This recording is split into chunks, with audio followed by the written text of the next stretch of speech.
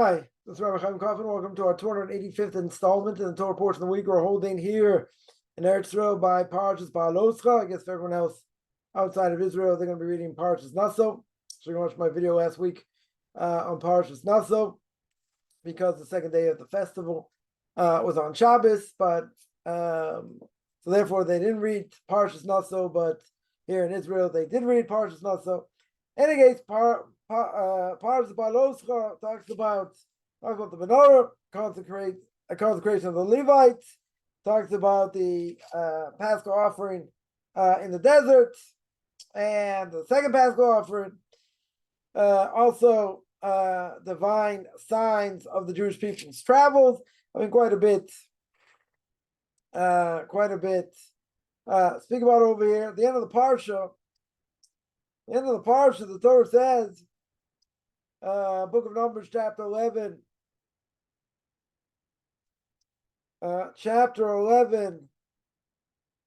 verse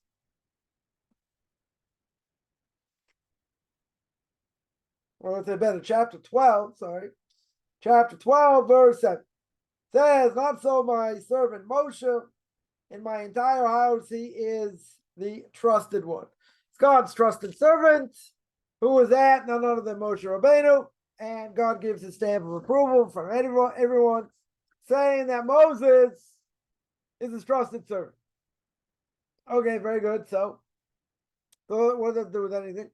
I get it. God is saying, Moses, is most trusted him, certainly more than anyone else. He's more humble than anyone else. You see that later at the end of the parsha, when Miriam speaks Lashon Hara against him. But what to do? So he totally believes in God's house, yeah? Says, my Rebbe, Arav Agon Moshe Shlita should be well. Brings down his commentary in Chumash and Tam V'Taz. And he says like this. He says that this is a good character trait to have, right? This is emunah in Hashem, right? Having faith and belief in God, obviously. It's hard to have faith and belief in God when things are hard, where things are very difficult. Right? But what does it mean over here?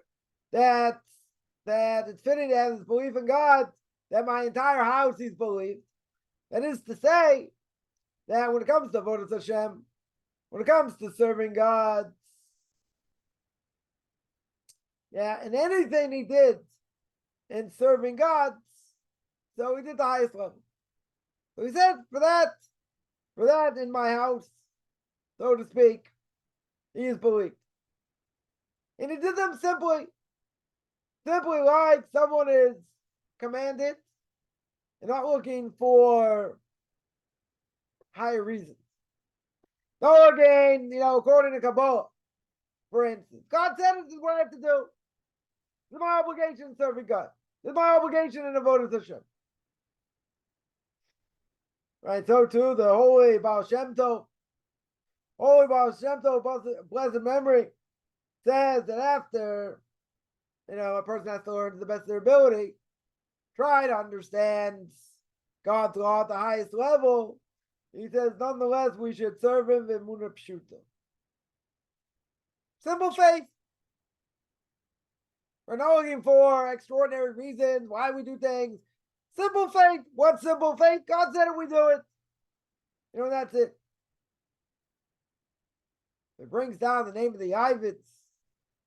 The Ivet says that the philosophers, there were one time in the world, there were philosophers, and people, think about things in a deep way. In the time of the Inquisition,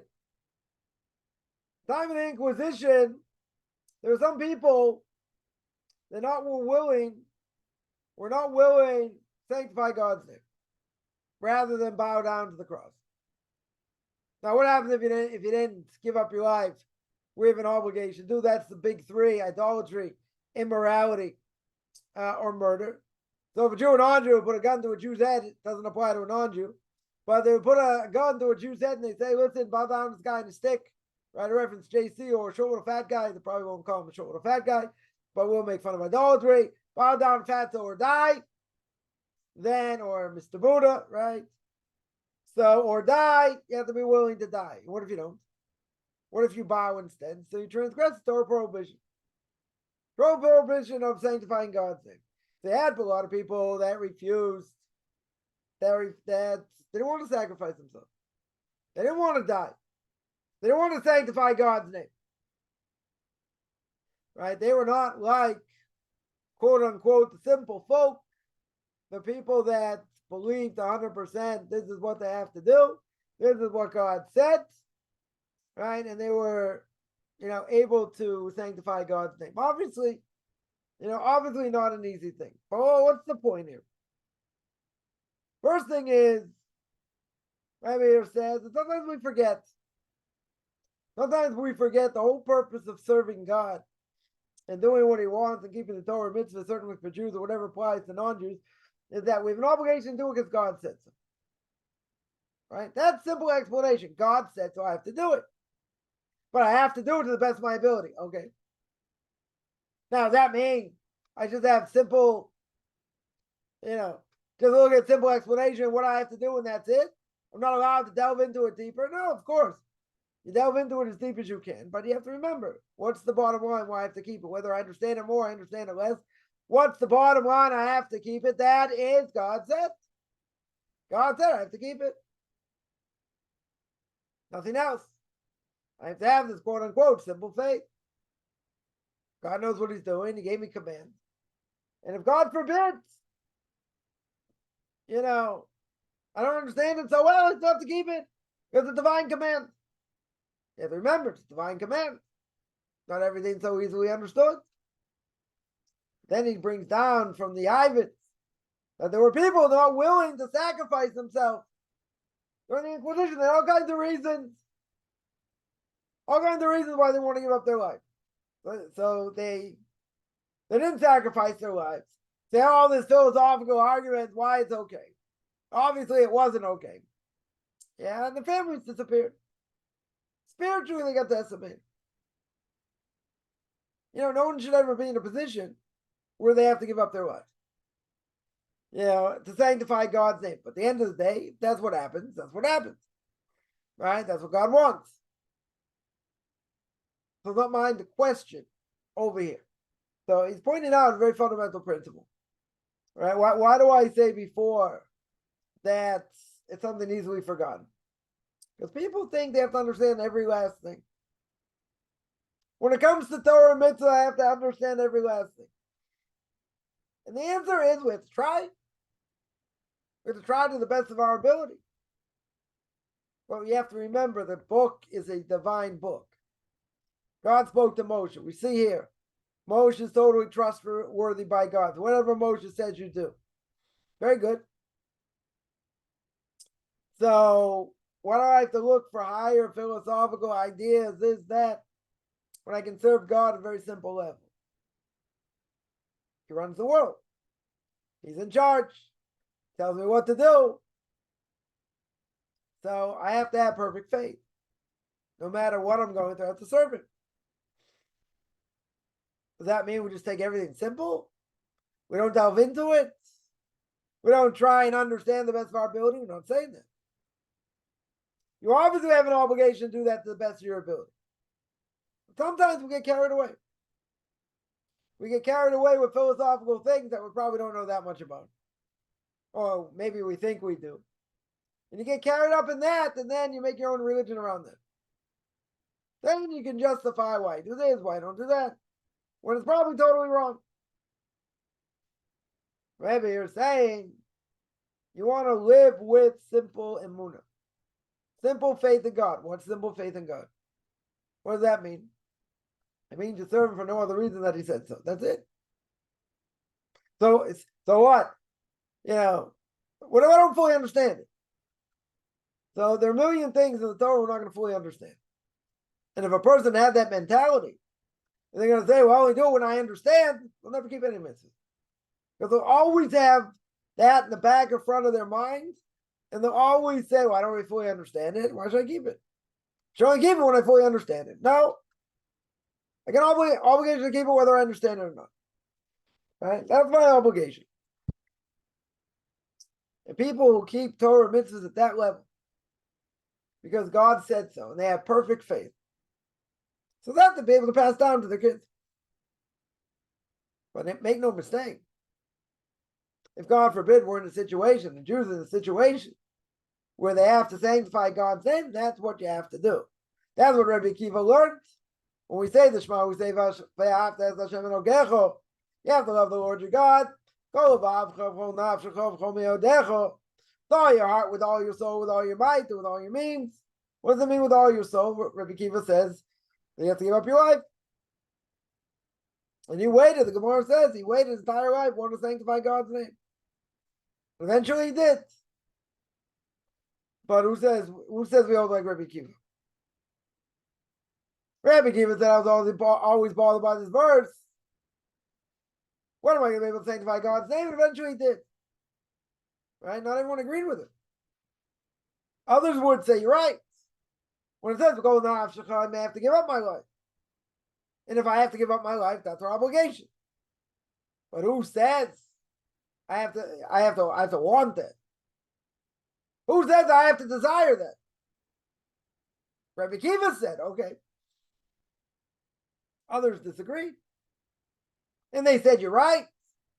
When that opportunity occurs, that's what we have to do. But, who said they'd be waiting every day for that? That's a different thing. Totally different thing. So we have to live our lives sanctifying God's name. On a regular basis. That's hard enough. But he makes a very good point here. Very good point here what the Ivan says. The people willing to sacrifice, give over their lives because they refuse to kiss the cross. So that made a tremendous impression. Tremendous impression upon themselves, the world, their kids, all these things. The ones who had all kinds of philosophical ideas, why it's what I don't have to give up my life, this, that. What happened to them? They died out. Spiritually wiped off the face of the mouth. The Ivan is saying we should live our lives. We should live our lives with this simple understanding. That God said it, we do it. That's our obligation. We don't have to reinvent the wheel. I'm not looking for, high spiritual ideas. Trying to understand things. Okay, I have to try and understand the best of my ability. That everyone agrees. 100% everyone agrees. We're never going to understand things fully. At the same time, it's my obligation.